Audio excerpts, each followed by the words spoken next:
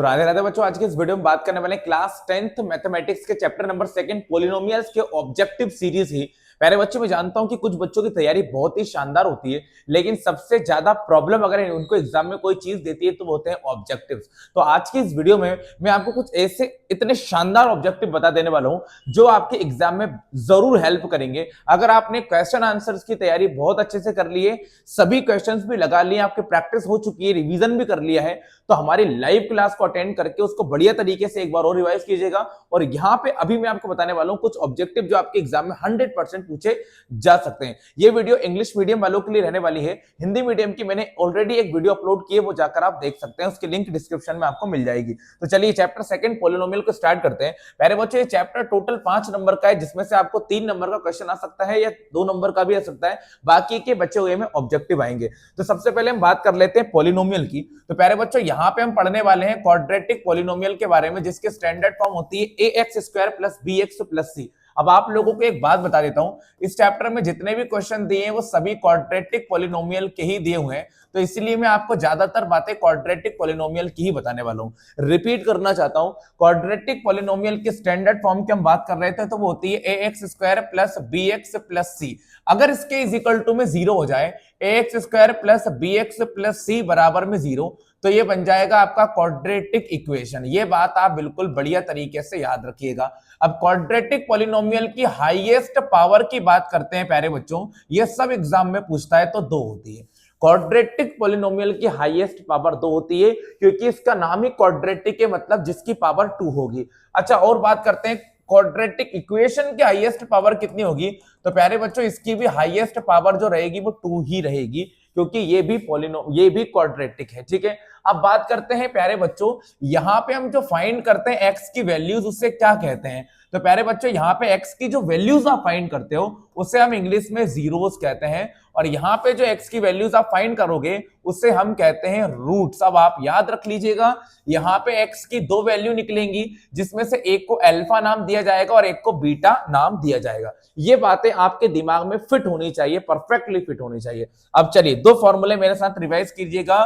Some of zeros का है ना, सम ऑफ जीरोस का फॉर्मूला रिपीट करता हूं मैं। जीरोस मतलब जो आपने क्वाड्रेटिक पॉलिनोमियल में पढ़े हैं, कितने जीरोस निकलते हैं क्वाड्रेटिक पॉलिनोमियल में, 2 जीरोस, तो मैंने उसके बीच में प्लस लगा लिया। ठीक है, सम ऑफ जीरोस का फॉर्मूला होता है alpha plus beta is equal to -b/a, है ना। और एक और होता है आपका प्रोडक्ट ऑफ जीरोस। तो प्यारे बच्चों, प्रोडक्ट ऑफ जीरोस का फॉर्मूला होता है alpha into beta is equal to में c/a। ये दोनों फॉर्मूले बढ़िया तरीके से कंप्लीट कर लीजिएगा। अब कुछ बच्चे सोचेंगे कि सर ये ए बी सी कहां से आएंगे। अरे भाई, ये ए बी और सी जो है वो आपको ऑलरेडी यहाँ पे पॉलिनोमियल में दिए रहे कॉफिशिएंट ही होंगे, है ना।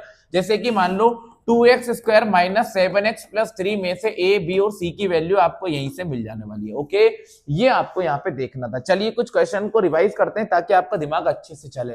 If the zeros of quadratic polynomial ax² + bx + c alpha in beta, so alpha dot beta. अब आपसे पूछा है अल्फा डॉट बीटा, डॉट मतलब प्रोडक्ट, है ना। प्रोडक्ट का फॉर्मूला क्या होता है, तो अभी बताया c/a होता है, तो सही आंसर जो होगा वो c/a ही हो जाएगा।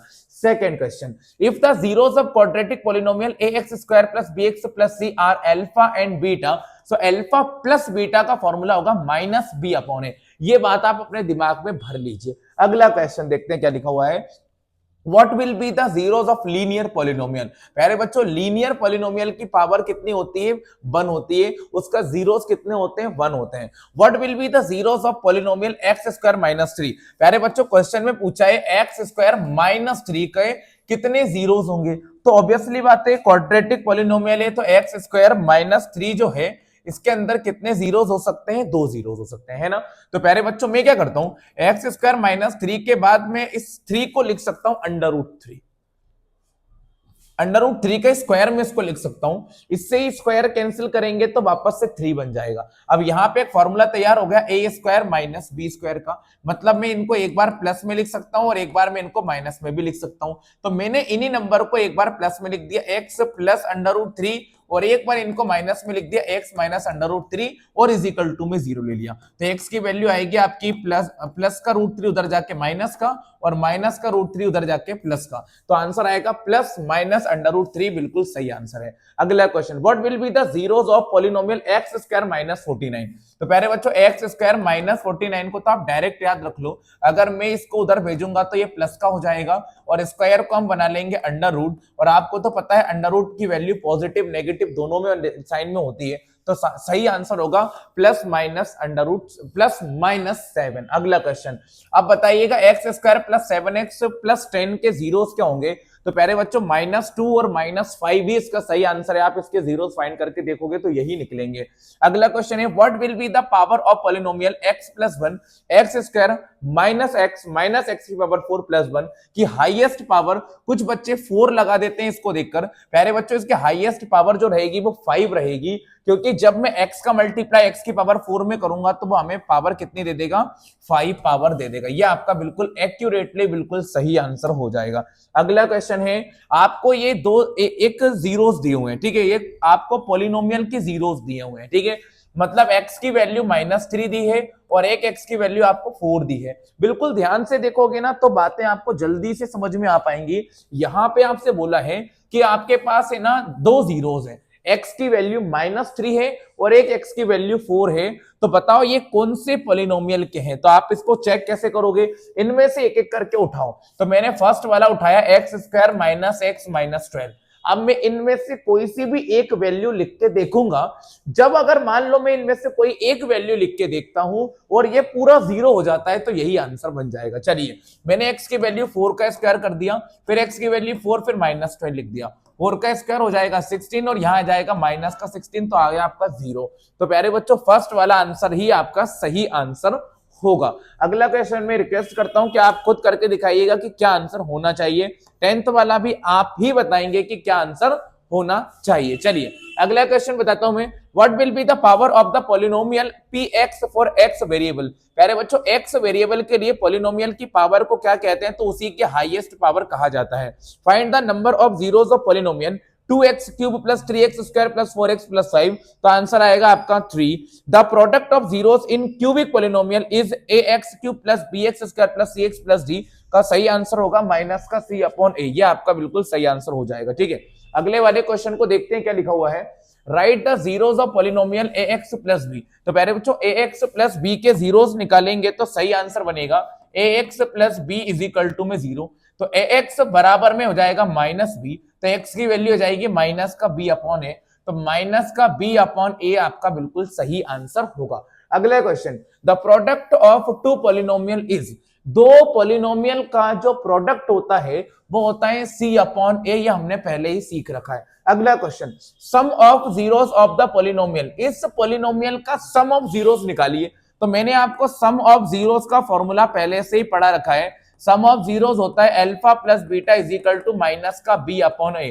अब कुछ बच्चे इसको सॉल्व करके अल्फा बीटा की वैल्यू निकालेंगे फिर उसको ऐड करेंगे, भाई जरूरत ही नहीं है आपको, आप डायरेक्ट माइनस लगाइए। b की वैल्यू ये होती है आपको पता ही है, तो यहाँ 4 लिख दीजिएगा, a की वैल्यू 1 लिख दीजिएगा, तो -4 आपका बिल्कुल सही आंसर हो जाएगा। अगला क्वेश्चन में बोला है आपको प्रोडक्ट ऑफ जीरोस निकालना है, तो प्रोडक्ट ऑफ जीरोस का फॉर्मूला होता है alpha into beta is equal to में c अपॉन है। c की वैल्यू आपके पास 8 है प्यारे बच्चों और a की वैल्यू 1 है, तो आपका सही आंसर जो होगा वो 8 हो जाएगा। इस तरह से आपके आंसर बन जाएंगे। अब क्वेश्चन थोड़ा सा डिफिकल्ट लगेगा लेकिन मोस्ट इंपॉर्टेंट क्वेश्चन है। If the one zeros of polynomial, आपको एक पॉलिनोमियल दिया हुआ है, इसका एक जीरोस माइनस का 3 है, मतलब कि x की वैल्यू जो है वो -3 हमको पहले से ही दी है, क्योंकि आपको जो जीरोस दिए होते हैं वही आपके x की वैल्यू बनते हैं। x की वैल्यू -3 है तो k की वैल्यू फाइंड कीजिए। तो मैंने पहले तो पॉलिनोमियल को लिख लिया है इस तरह से जमा के, बढ़िया तरीके से मैंने पॉलिनोमियल को लिख लिया। अब मैं x की वैल्यू -3 पुट करता हूं, तो मैंने यहां पे क्या करा है, x की वैल्यू को पुट कर दिया है -3 का स्क्वायर प्लस k -3 + 1 बराबर 0। तो प्यारे बच्चों k -1 और 3 का स्क्वायर 9 हो जाएगा, फिर माइनस का 3k प्लस 1 बराबर में 0। तो 9 का के में करेंगे 9k minus 9 minus 3k plus 1 बराबर 0।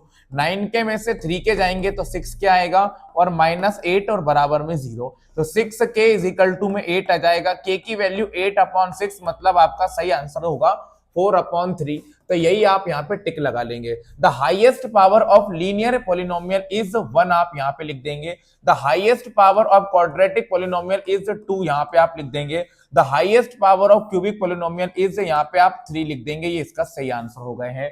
x-1 और x-2 के जीरोस क्या बनेंगे? तो x-1 और x-2 के बराबर में 0 ले लीजिएगा। तो एक वैल्यू बनेगी -1 बराबर 0, एक बनेगी -2 बराबर 0। तो x की वैल्यू 1 और x की वैल्यू 2 आपकी यहाँ पे बन जाएगी। ax² plus bx plus c is the example of quadratic polynomial.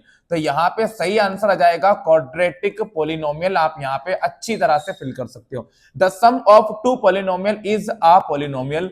दो पोलिनोमियल को जोड़ने पे भी हमको क्या मिलता है? एक पोलिनोमियल ही मिलता है। अगले क्वेश्चन की तरफ जाते हैं। प्यारे बच्चों, ये क्वेश्चन आप दो अच्छी तरह से ट्राई कीजिएगा, आप आराम से कर दोगे। इसका आंसर आ जाएगा पावर ऑफ पोलिनोमियल। ठीक है, यहाँ पे आप लिख देंगे पावर ऑफ पोलिनोमियल। चलिए इसको ट्राई कीजिएगा, इसको ट्राई कीजिएगा, इसको ट्राई कीजिएगा, इसको और इसको ट्राई कीजिएगा, आराम से बन जाएगा। अच्छा, ये एक पोलिनोमियल है ये नहीं है? तो आप लिख देना फॉल्स, ये एक पोलिनोमियल नहीं है। रूट के कोई भी नंबर पोलिनोमियल की फॉर्म में नहीं होते, क्योंकि पोलिनोमियल की पावर होती है हमेशा 1 2 3 4 5 6, मतलब कि पोलिनोमियल की पावर होल नंबर में होनी चाहिए। लेकिन रूट जो होता है वो 1/2 की पावर होती है, तो ये करेक्ट नहीं होगा, है ना। इनके क्वेश्चन भी आप मुझे बताइएगा। What will be the zeros of x² -16? तो इसके जीरोस 4 और -4 होंगे। If the power of a polynomial is 2 so it is called quadratic polynomial. ये आपको मैंने पहले ही पढ़ा दिया है। If the power of polynomial is 3 तो इसको कहेंगे हम क्यूबिक पोलिनोमियल, यही पढ़ा दिया है।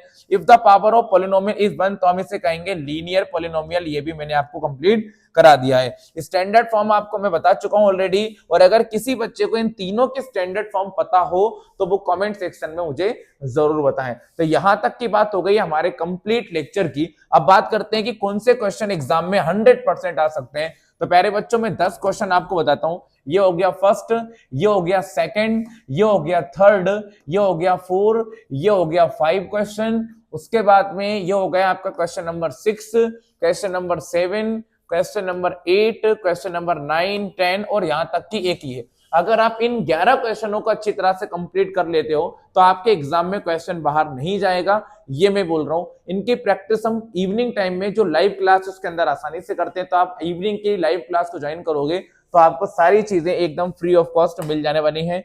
वीडियो अच्छा लगे तो इसे लाइक कीजिएगा और चैनल को सब्सक्राइब आप जरूर कीजिएगा। जय श्री महाकाल, मिलते हैं अगले वीडियो।